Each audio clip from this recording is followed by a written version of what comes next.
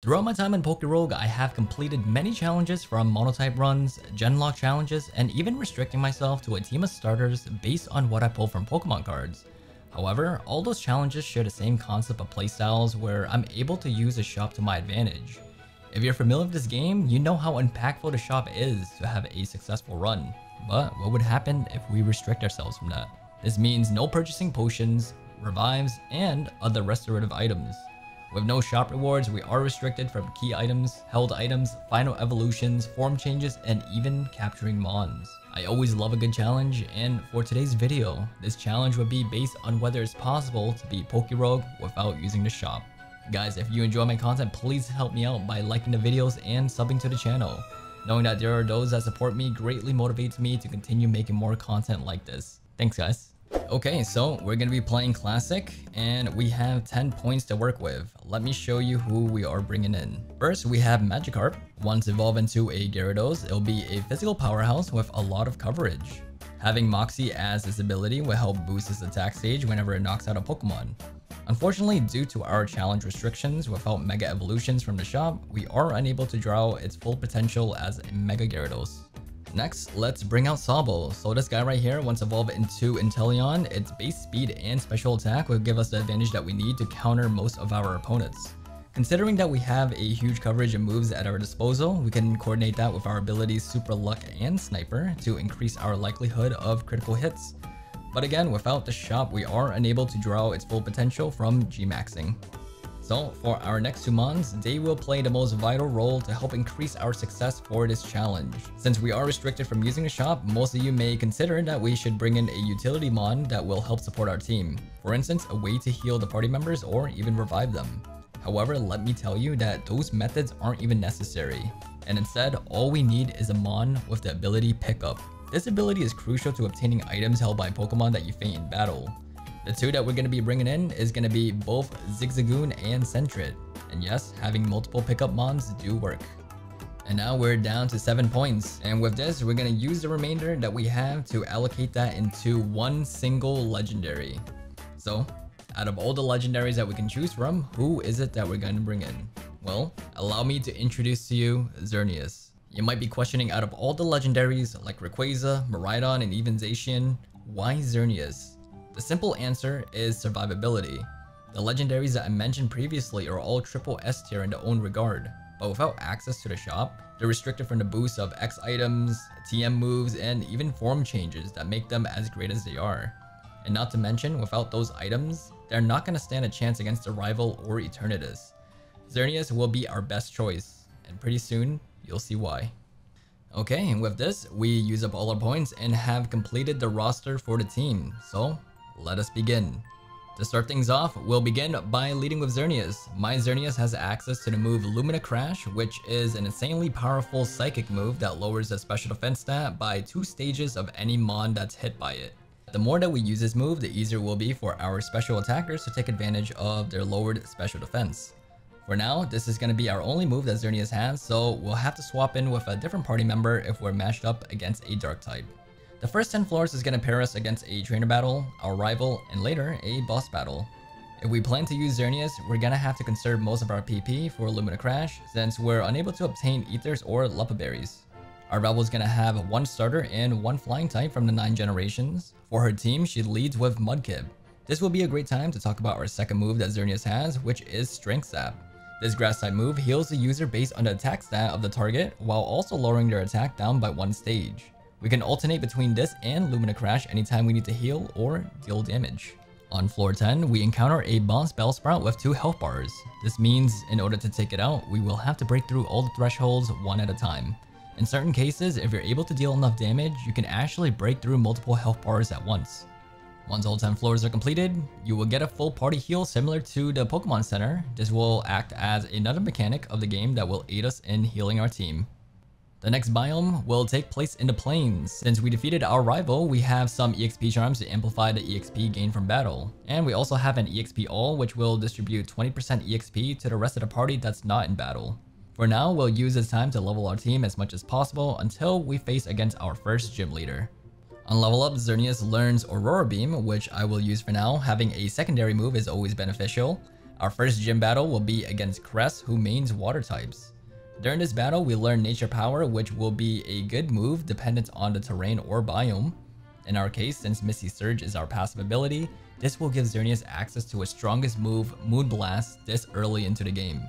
If you stack that with his regular ability, Fairy Aura, this will power all fairy moves by an additional 33%. Next, we move on to the lake and encounter a variety of water types.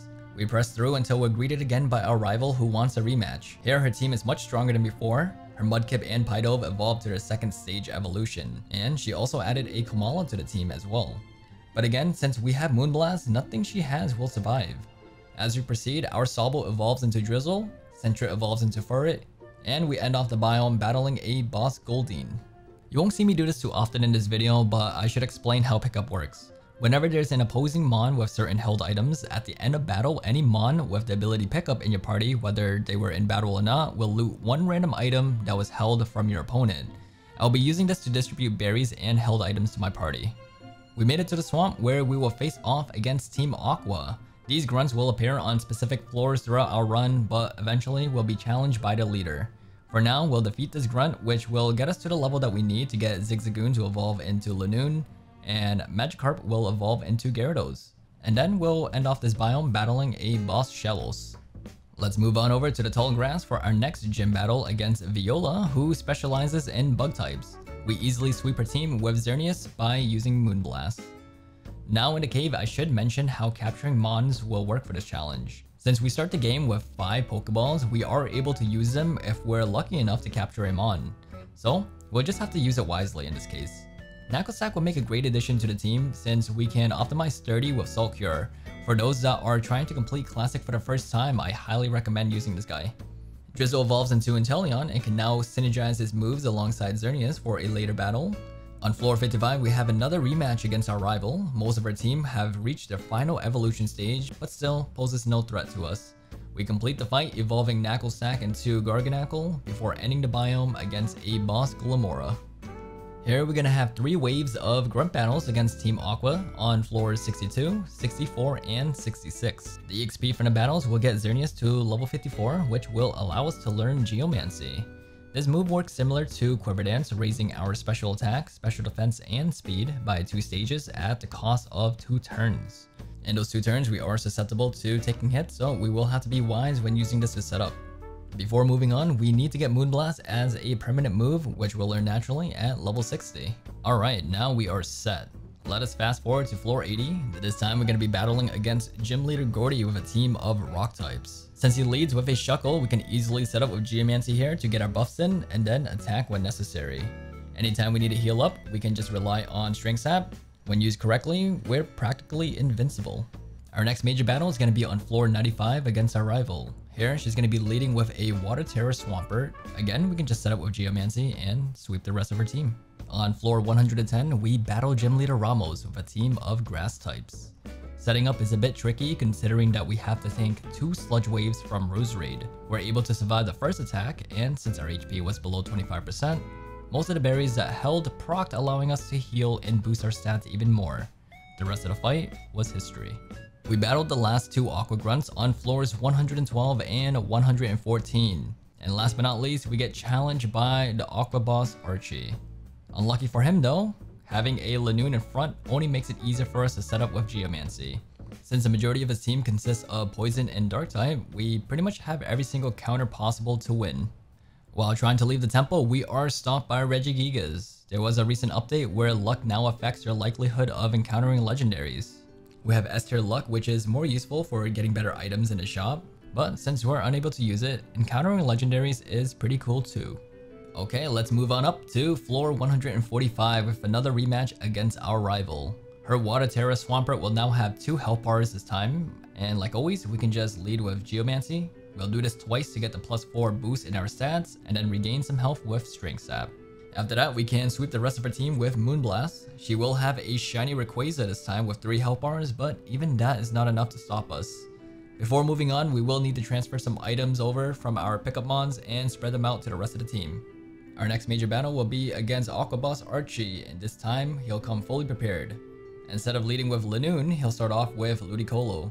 We're still able to do our usual setup with Geomancy, but since it has Muddy Water, this will actually lower our accuracy, so if we have some bad RNG, we could end up missing some of our attacks. For his legendary, you can already guess what he has. He's gonna throw out a Kyogre with 2 health bars. I should have set up another Geomancy here as I wasn't able to one-shot it, but even then, it's still not strong enough to take us out, so we'll end the battle by taking out his Mega Sharpedo, and this will be the last time we'll see Archie. Moving on to floor 170, our final gym leader will be against Janine, who uses poison types. This will be the first time that you'll see Xerneas unable to sweep the team by itself, so for once the rest of the team can get some action. Surprisingly, this is the most challenging battle that we faced yet. Her team was able to take down both Xerneas and Gyarados, leaving only Inteleon to fend for the party. We don't have a way to buff our moves, but since Inteleon has the crit build, we can just use that to our advantage, and that will win us the battle. Now it is time for the Elite Four and Champion. On floors 182 to 190, we'll have a sequential lineup of battles awaiting us. We get greeted with the Unova region with Chantal as our first opponent. She has a party of ghost types, which gave me a bit of trouble because I was too stubborn to set up with Geomancy, thinking I was able to simply plow through her team with just spamming Moonblast. I mean, it was possible, but the battle took much longer than it should have. Next, we have Marshall, who uses a team of fighting types, which is basically a free victory. The same goes for Grimsley, who has a team of dark types. Even the King Gambit couldn't benefit off his steel typing, only to get one-shotted. Okay, our last Elite Four will be against Caitlyn, who has a team of psychic types. I don't want to take this fight too lightly, so I'll play it safe here by setting up with Geomancy, and then all we have to do is use Moonblast to win. Alright, that was the Elite Four, so that means all that's left is the champion battle with Iris. She specializes with dragon types, but since it's a champion battle, the team will be a bit more diverse here, and holy shit, I didn't expect her to have a Reshiram. It's cool to see a variety of Pokemon on her team, but even then, it's no issue for us whatsoever. This is my first battle against Iris too, so I ended up getting the achievement and the vouchers for it.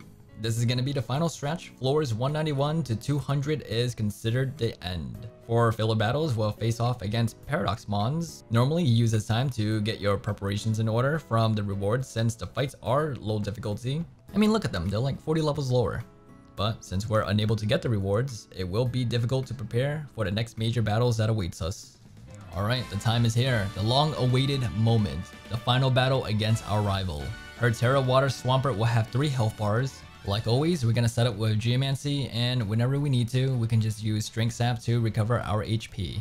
Once we're ready, we'll initiate our counterattack, and we can start working on taking down her team. This time, her Rayquaza Mega Evolved, and it has 4 health bars, but even then, the power of Moonblast is unstoppable.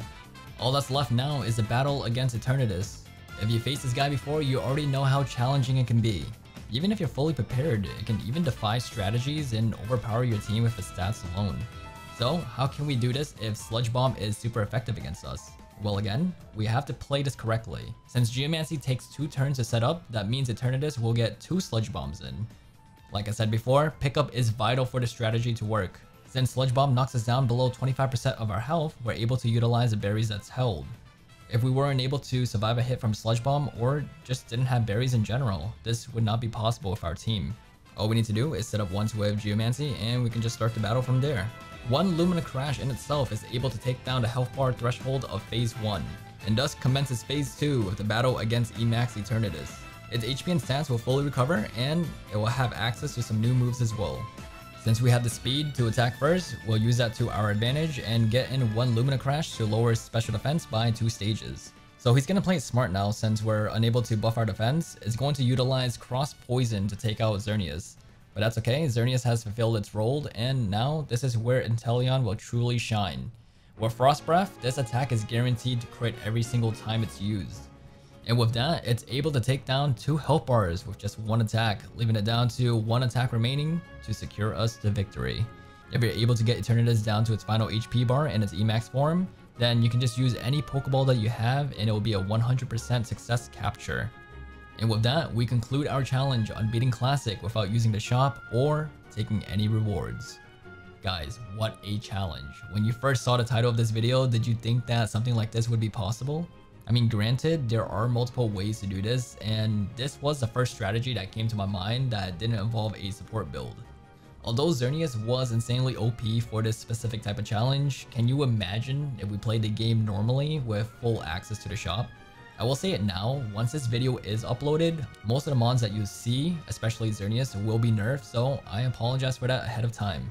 But with this, we can confidently say that this challenge was indeed possible to complete.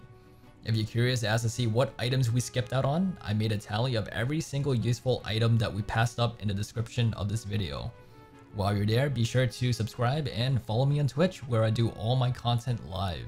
That'll be it for now. Let me know what you guys think and if there are any type of videos that you'd like to see in the future. Alright guys, that'll be it. Take care and I'll see you in the next one. See ya.